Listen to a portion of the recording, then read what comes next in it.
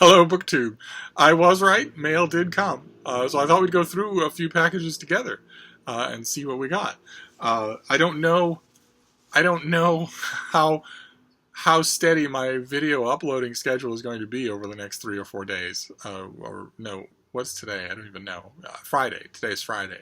Until Sunday night. I don't know. This weekend, I don't know what my uploading schedule will be like.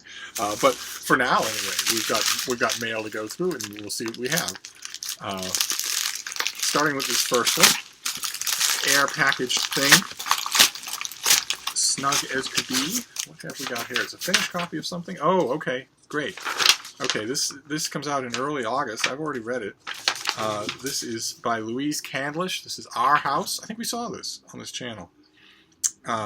When Fiona Lawson arrives home to find strangers moving into her house, she is plunged into panic. She and her husband Bram have owned their house on Trinity Avenue for years and have no intention of selling. They've put everything into this house and have become staples in the up-and-coming neighborhood, even in the wake of an extramarital affair. Though they are separating, Fiona and Bram are resolved to maintain stability for their 2 sons and attempt a bird's nest co-parenting. The boys stay in the family home, while Fiona and Bram rent an apartment a few blocks away. Each parent trades off staying with the children in a carefully scheduled method for trading off every few nights. Everything seems to be working until Fiona comes home and sees another couple moving in. Bram has disappeared, and so have their children. As events spiral well beyond her control, Fiona will discover just how many lies her husband has been weaving, even after years of marriage, and how many secrets were being kept. And I thought it was effective. I thought it was effective. I'm wondering how much there were points in reading it where I got the impression that this is a very smart author, and that maybe I wasn't seeing subtext, the buried strands of narrative. I got the sense that they might have been there, and that's why I love the kick in the pants of getting a finished copy. It's a perfect chance to go back and reread the thing. So I will do that. I will reread this and see if it is deeper than I originally thought. I suspect that it is. Okay. This next one's not for a while. Yeah, this doesn't come out until December.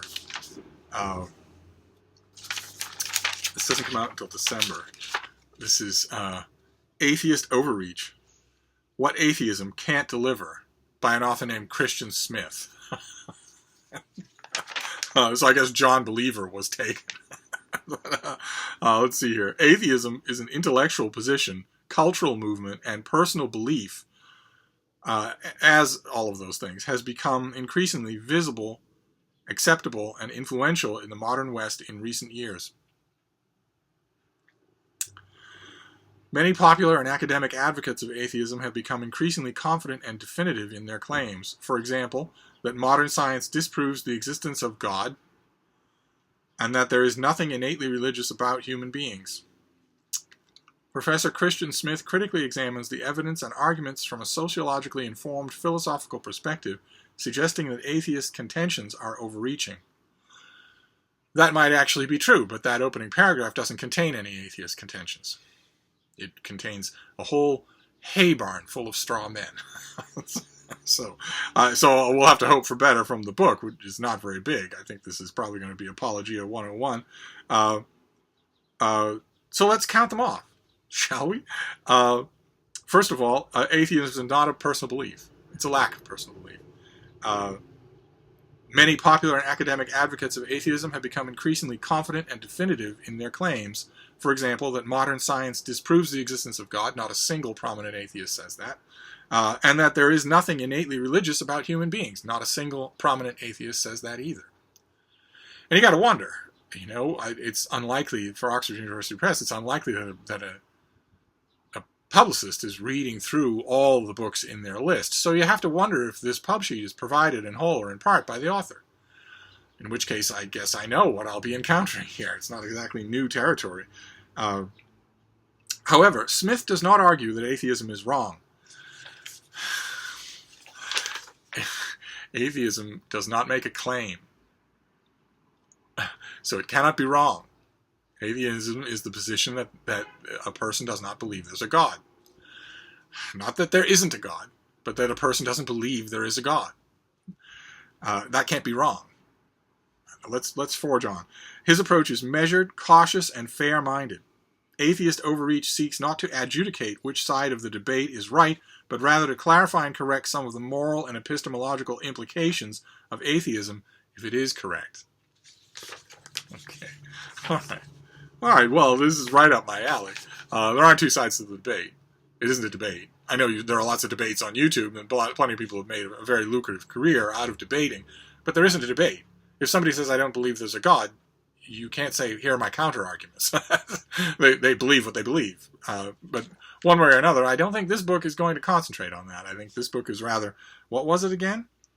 Some of the moral and epistemological implications if atheism is correct.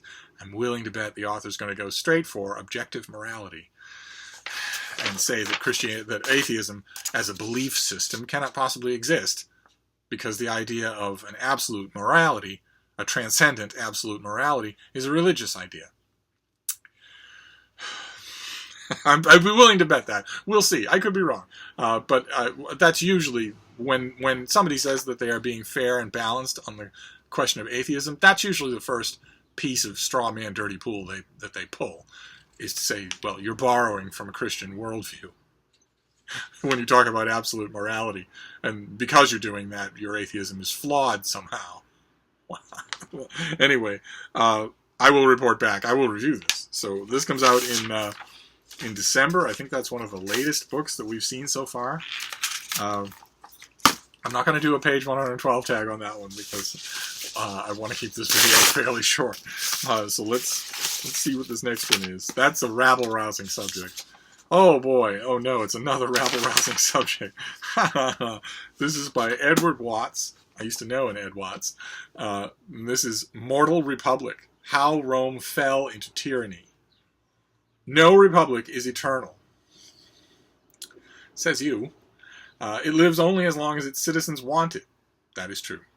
In both the 21st century AD and the 1st century BC, when a republic fails to work as intended, its citizens are capable of choosing the stability of autocratic rule over the chaos of a broken republic. When freedom leads to disorder and autocracy promises a functional and responsive government, even citizens of an established republic can become willing to set aside long-standing principled objections to the rule of one man and embrace its practical benefits. Lickspittles do that. Quislings do that. In this book, the historian argues that Rome offers a lesson about how citizens and leaders of the republic might avoid forcing their fellow citizens to make such tortured choices. Offering a new history of the fall of Roman Republic, he explains why one of the longest-lived republics in the world history traded the liberty of political autonomy for the security of autocracy. Okay, all right, that didn't happen.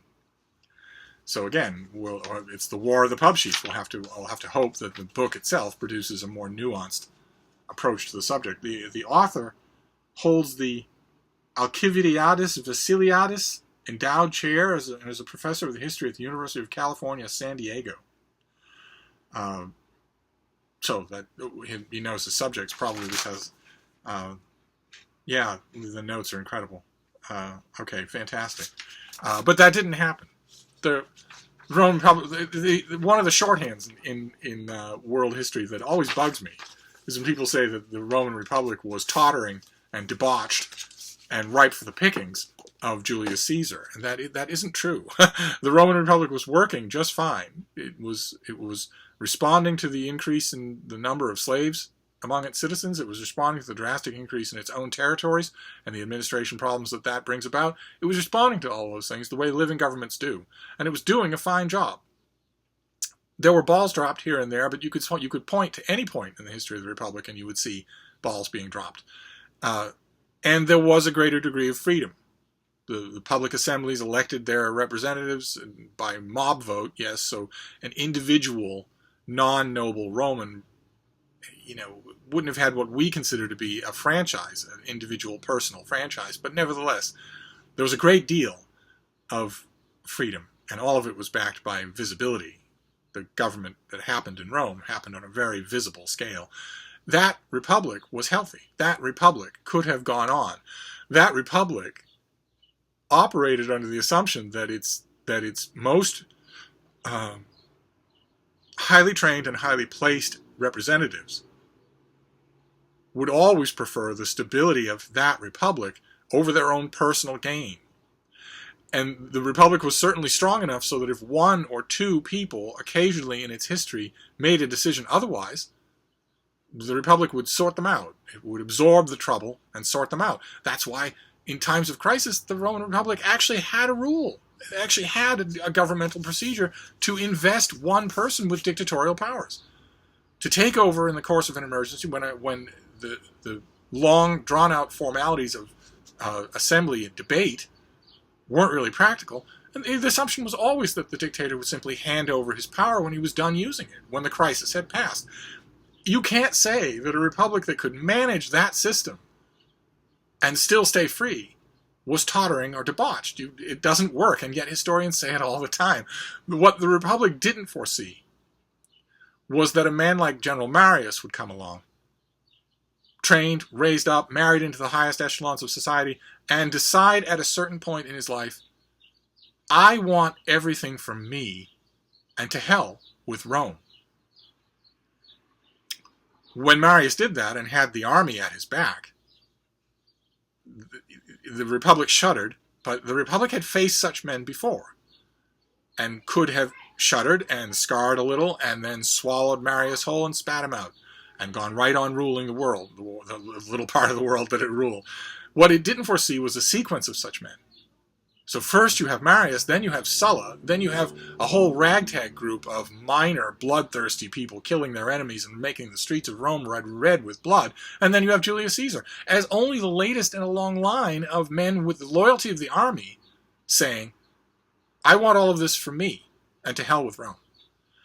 The one thing the Republic did not anticipate was that unprecedented series of personal betrayals, of personal treason, over and over again on such a massive scale. One or two at a time it could handle, but all of them all together. So a premise that says that the Roman people chose autocracy for its stability is wrong. I'll just have to hope the book doesn't actually start there, or that if it does, it starts there in a more nuanced way. So that we have a Roman book, Roman history, and there hasn't been much popular Roman history this year. So I'll take whatever I can get. Kind of hoping that 2018 would field a big Roman biography, and there hasn't been one, at least not in American publishing. I'm thinking that there won't be one because I think I would have seen it by now. But I think it's been so long since we had, a 700-page biography of Cicero. Or maybe somebody could do a 700-page biography of somebody that hasn't had a million of them, like Cato, or something like that. We had a small biography of Brutus last year. But, and the Roman emperors. When's the last time that we had a big, popular biography of a Roman emperor? I kept hoping that the year would field those, and it doesn't look like it's going to happen. Oh, fantastic. Okay. All right, we're getting to the end here. I promise this won't be a long video. But this is something I requested, and it comes out in November. This is by Peter Laufer, and it is Dreaming in Turtle. People don't react to turtles the way they react to other reptiles. And it's not too far off the mark to say that turtles play a unique role in the human conception of the animal kingdom. They come in forms ranging from the majestic to the bizarre, from the adorable to the wizened. And every person, according to journalist and academic Peter Laufer, has a turtle story. And this book dives into the history of this stalwart animal prized from prehistory through to today, an animal now threatened by human greed, pragmatism, and rationalization. The book stars turtles and shady and heroic characters in settings ranging from luxury readouts to degraded habitats, during a time when the confluence of easy global trade, limited supply, and inexhaustible demand has accelerated the stress on the species. The growth of the middle class in the high population regions like China, where the turtle is particularly valued, feeds this perfect storm into which turtles find itself lashed. And in the West, turtle conservation, yes, the increased stress on the species, that's a good way to put it.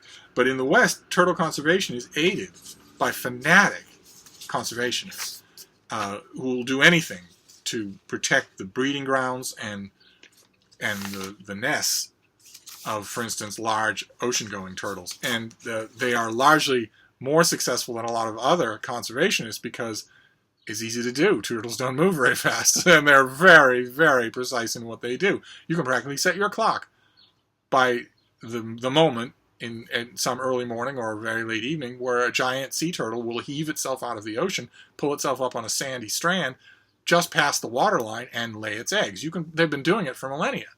And you can practically set your watch by it. It isn't that if it's early June, it'll happen now, or it might happen a month from now. No, it'll happen within the next couple of days. I've actually seen a huge ocean-going turtle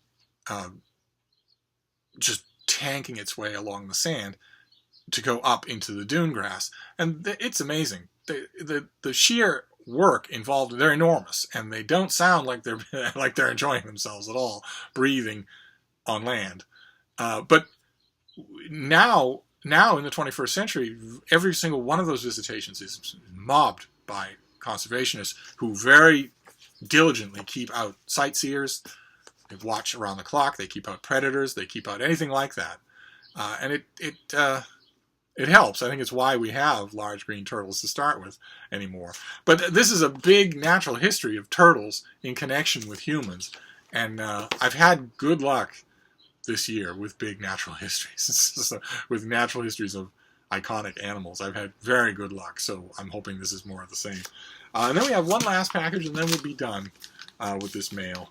And I will be able to get back to my demanding house guest. Let's see what this one is. This one is good and properly sealed. But we have scissors nearby for such occasions. This is good and properly sealed. Good Lord. Seems unusual that a publisher would seal anything this way. They usually you've got some clerk in the mailroom who's just slapping these things in envelopes, so they don't have time. Oh, it's because it wasn't a clerk in a mailroom. It was one of you. Oh, okay. This is more Project Penguin. This is 2 days in a row. For those of you who aren't in the cheap seats, who haven't followed along, Project Penguin is this back wall here. I've got a wall of Penguin Classics. Penguin Classics are my favorite reprint volumes. Penguin is one of my favorite publishers. And Project Penguin was the idea, this madcap idea from over a year ago now, that eventually I would fill this entire room with Penguin Classics. There'd be nothing else. All the rest of the books would go somewhere else. And to do that, I enlisted all the rest of you. When you go to your used bookstores, your charity shops, your yard sales, whatever, bring your phone, it's with you anyway, and take pictures of the Penguin Classics that you see and send them to me. And I will either say, I don't want that one, your mother's wears army boots, or I'll say, me wanty. And then you have a choice whether or not you want to send it to me, but at least then I know what's out there. Getting pictures of Penguin Classics from all kinds of locations is great fun anyway. And this latest is another package in Project Penguin. The first one is one of John Steinbeck's thin novels, The Moon is Down. I love these Penguin Classics of the little John Steinbeck novels. Although I confess, the version of them that I actually want, I don't think it'll turn up in Project Penguin, because in years of looking, I've never seen it. But Penguin Classic makes a big deckled edge French flap Penguin Classic Deluxe edition of all the short novels of John Steinbeck, all in one volume. And I had it once upon a time, and I let it go. I think I sent it to somebody, and I could kick myself, because I've never seen it since. It's a beautiful volume. That's the one I want, although I'm glad to have this, because when you have a big omnibus volume like that, no matter how pretty it is, there are often times when you don't feel like that, when you don't feel like finding the book in there and reading it in an omnibus. There are times when you want just the book itself. And look at this thing. It's like it's never been touched. That's wonderful. And then this other one is not a Penguin Classic, but it is a Penguin paperback. And it's another thing that I had once upon a time, and I loved it. I absolutely loved it.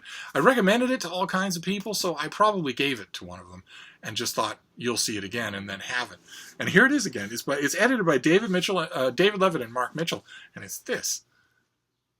Can you see that? The Penguin Book of Gay Short Stories.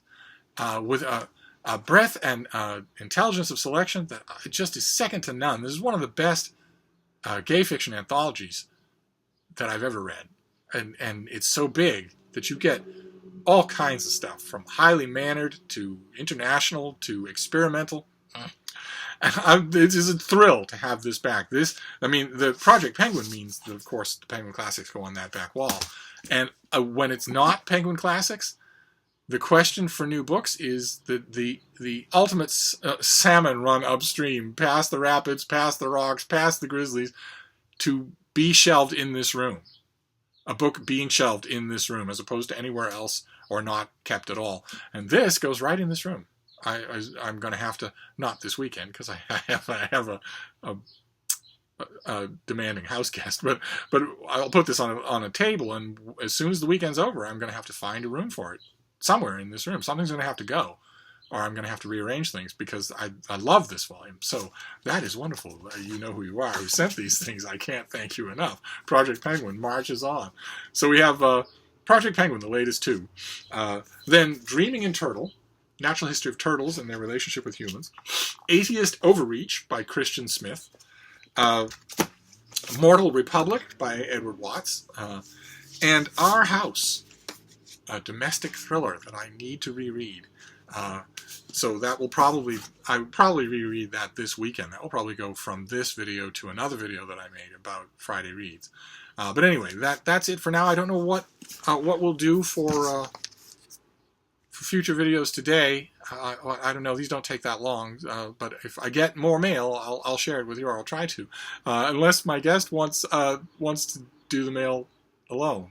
In which case, you've seen some books, but I'll figure it out. I'll figure out the dynamics of this weekend as I go along. So I'll wrap this up for now, but I'll see you soon.